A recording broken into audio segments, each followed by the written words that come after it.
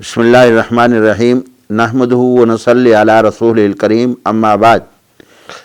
معزز ناظرین اور سامعین حضرات، الحمدللہ رمضان المبارک کا مہینہ اور یہ برکت اور رحمتوں والا مہینہ شروع ہو گیا ہے، اور آج ہم دوسرے روزے کے اندر ہیں۔ دعا ہے اللہ تبارک و تعالی اس برکت و رحمت والے مہینے میں ہمیں بھی برکات و اپنی رحمتوں سے نوازے، اور اللہ اس برکت والے مہینے میں اس وبا کو ختم فرمائے جو کہ پورے مسلمانوں اور پورے عالم انسانیت پر ہے۔ یہ اللہ تبارک و تعالی اس کو اس رمضان مبارک میں اپنی برکات سے، اپنے فضل سے، اپنی رحمت سے اس کو ختم فرمائے۔ معزز حاضرین، آج کا جو بیان ہے وہ روزے کی کچھ سنن اور کچھ مکروہات کے بارے میں ہے۔ ہر عبادت کے چند ایک فرائض ہوتی ہیں، اس کے واجبات ہوتے ہیں، اور اس کے سنن اور آداب ہوتے ہیں، اور اس کے مکروہات ہوتے ہیں۔ جب آدمی ان تمام کی پابندی کرتا ہے تو اس کی عبادت جو ہے اور اس کا وہ عمل جو ہے وہ نکھر کر، ممتاز ہو کر، انسانی طاقت کے مطابق قابل قبول بن جاتا ہے۔ تو روزے کے سنن اور آداب میں سے جو سب سے پہلی سنت ہے، جس پر علماء نے بھی بہت زور دیا ہے، وہ ہے سحری کا کرنا۔ حدیث میں آتا ہے، حضور صلی اللہ علیہ وسلم فرمایا، تسحروا فإن فی السحور برکۃ، سحری کیا کرو، سحری کرنا برکت کا ذریعہ ہے۔ اور ایک دوسری حدیث میں ہے، آپ نے فرمایا، استعینوا بطعام السحر علی الصوم، کہ مدد طلب کرو سحری کے ذریعے سے روزے کے اوپر، اور دوپہر کو قیلولہ کے ذریعے سے رات کی تراویح کے اوپر۔ تو اس کا مطلب ہے کہ سحور جو ہے وہ بہت ہی سنن میں سے افضل سنت ہے۔ ایک اور روایت میں نبی کریم صلی اللہ علیہ وسلم نے فرمایا کہ انبیاء کی عادات اور انبیاء کی سنت میں سے 3 چیزیں ہیں۔ ایک بات سحری کرنا اور تاخیر سے کرنا، دوسری بات افطار کرنا اور جلدی کرنا، اور تیسری بات فرمایا کہ دائیں ہاتھ کو بائیں ہاتھ پر باندھنا نماز کے اندر، یہ انبیاء کی سنتوں میں سے ہے۔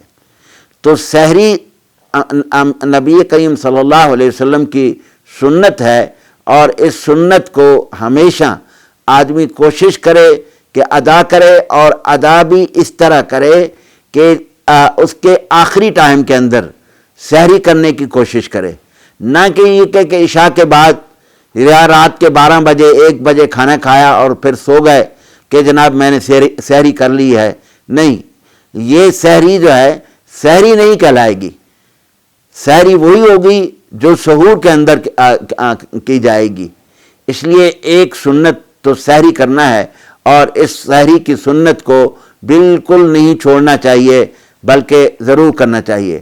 اگرچہ ضروری نہیں ہے کہ ایک آدمی کی خواہش نہیں ہے کھانے کی، کیونکہ اس نے مغرب کے وقت بہت سارا کھانا کھا لیا ہے، تو تھوڑا بہت کھا لے، بے شک پانی پی لے، لیکن اس سنت کو ترک مت کرے۔ دوسری بات جو ہے وہ یہ ہے کہ افطار کرے تو ٹائم ہو جانے کے بعد جتنا جلدی ممکن ہو وہ افطار کرے، بلا وجہ اس کی تاخیر نہ کرے، بلا وجہ افطار میں تاخیر نہ کرے۔ تیسری چیز جو سنت ہے وہ یہ ہے کہ جب افطار کرے تو وہ دعا کرے، دعا کرے، یعنی اللہ تبارک و تعالی سے اپنی حاجات طلب کرے، اللہ سے مغفرت طلب کرے، اللہ سے رحمت طلب کرے، اللہ سے جنت طلب کرے، جہنم سے چھٹکارا طلب کرے۔ یعنی اس ٹائم دعا کرے، کیونکہ حدیث میں آتا ہے کہ آپ صلی اللہ علیہ وسلم نے فرمایا کہ روزے دار جب روزہ کھولتا ہے تو اللہ اس کی دعا کو قبول فرماتے ہیں۔ تو یہ دعا کی قبولیت جو ہے یہ بھی اس ٹائم میں ہوتی ہے، اس لیے کوشش کرے کہ دعا اس ٹائم کرے۔ تیسری چیز جو سنت صوم میں ہے کہ روزے کی نیت کرے۔ اب روزے کی نیت، بعض علماء نے یہ کہا کہ نیت اصل نام ہے ارادے کا۔ یہ جو تلفظ ہے، بولنا ہے، یہ ایک تاکید کے لیے یہ ضروری نہیں ہوتی، بلکہ ضروری یہ ہے کہ دل سے نیت کرے کہ میں روزہ رکھ رہا ہوں۔ تو نیت بھی صوم کے کرے، انما الاعمال بالنیات، صوم کی نیت بھی کرے۔ اس کے بعد جو سنت ہے، روزے کی سنتوں میں سے سنت ہے وہ یہ ہے کہ روزے دار کو اگر غسل کی ضرورت ہے تو وہ روزے کی نیت سے پہلے غسل کر لے۔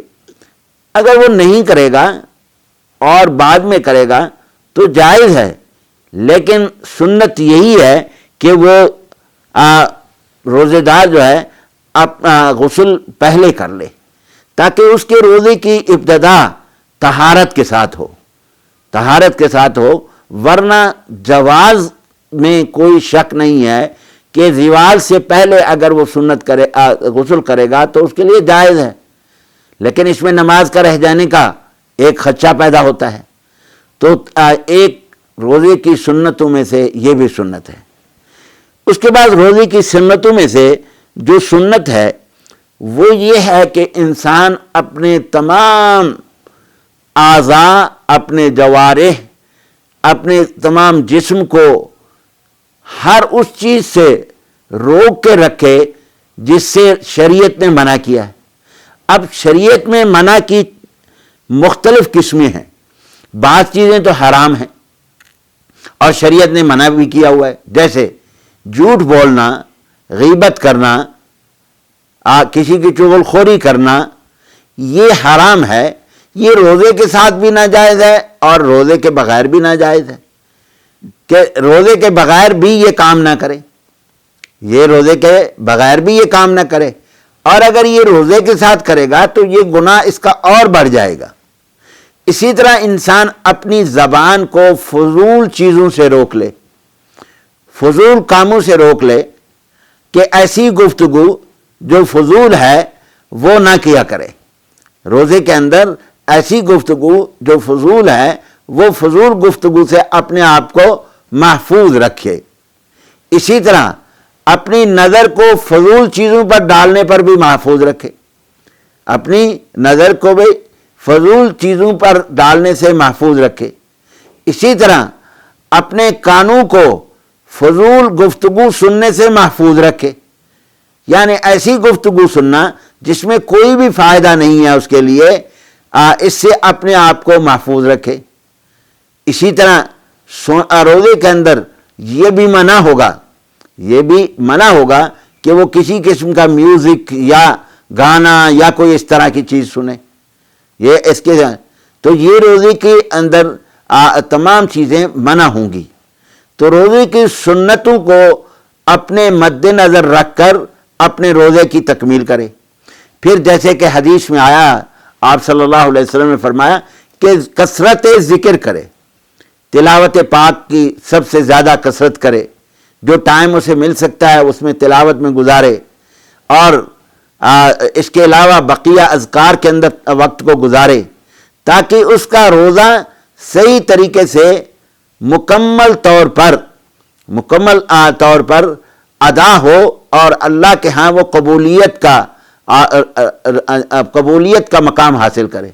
اور اس لیے حدیث میں آیا، حضور نے فرمایا کہ جو آدمی جھوٹ بولنا، گلہ کرنا، غیبت کرنا اور باقی فضول چیزوں کو چھوڑتا نہیں ہے تو اللہ کو اس کی کوئی ضرورت نہیں ہے کہ اس نے کھانے پینے کو چھوڑ رکھا ہے، کیونکہ روزہ تو ایک مکمل ٹریننگ ہے کہ آپ نے اپنے جسم کو، اپنی زبان کو، اپنے کان کو اور اپنی فکر کو محفوظ کرنا ہے اور اس کو غلط استعمال نہیں کرنا، غلط استعمال نہیں کرنا۔ تو اگر وہ روزے کے باوجود غلط استعمال کرتا رہا تو اس کا مطلب ہے کہ وہ اس ٹریننگ کے اندر صحیح طریقے سے کامیاب نہیں ہوا۔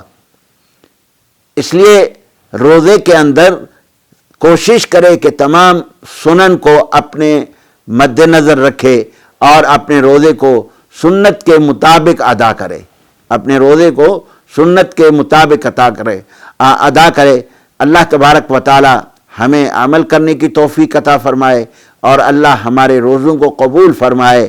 اور خاص طور پر آدمی جب دعا کرے تو تمام مسلمانوں کے لیے، اپنے عزیز و اقارب کے لیے، اپنے رشتہ داروں کے لیے، اپنے والدین کے لیے، سب کے لیے دعا کرے، کیونکہ اللہ تبارک و تعالیٰ کے ہاں وہ دعا جلدی قبول ہوتی ہے جس دعا میں جس دعا میں بندہ اپنے کسی غیر کو یاد کرتا ہے، اپنے کسی غیر کو یاد کرتا ہے، وہ جلدی قبول ہوتی ہے۔ تو اس لیے دعا کی قبولیت کے لیے اپنے تمام مسلمانوں کے لیے جو اس وقت بہت زیادہ مصیبت اور مشکل میں ہیں، ہر طریقے سے معاشی طور پر بھی مشکل میں ہیں، جسمانی طور پر بھی مشکل میں ہیں، اخلاقی طور پر بھی مشکل میں ہیں، ذہنی طور پر بھی مشکل میں ہیں، تمام دنیا کا کاروبار معطل ہو چکا ہے۔ اس لیے ہر وقت تمام مسلمانوں کے لیے آدمی دعا کرے کہ اللہ ان تمام مشکلات کو ہم سے دور فرما دے۔ وآخر دعوانا الحمدللہ رب العالمین۔